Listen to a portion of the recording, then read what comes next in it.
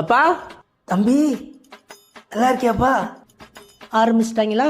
இந்த கிழவனுக்கும் கிழவிக்கும் பெரிய பையன் ஃபாரின்ல தான் நினப்பு. காலையிலே வீடியோ கால். அப்பா இழைச்சி போன மாதிரி இருக்கா? இழைச்சி போயிட்டானா?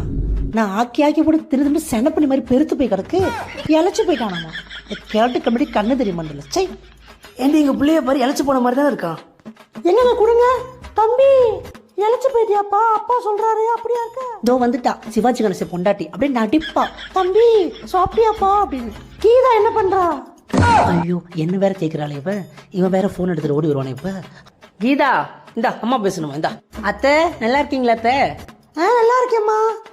சமைச்சுக்கிட்டு இருக்கியா? அந்த காய்கறி நறுக்கிட்டு இருக்கேன் சமைக்கிறதுக்கு. அவன் அப்படிதான் சாப்பிடாம இருப்பியான். நீ பார்த்து வேற எனக்கு சாப்பாடு கொடு. மரியாதையா போனை திருப்பிடலாம், அசிங்கமா கேட்பேன். சரிம்மா, அவளுக்கு வேலை இருக்கான், நானும் ஆபீஸ் போறேன், கூப்பிடுறேன். சரிம்மா.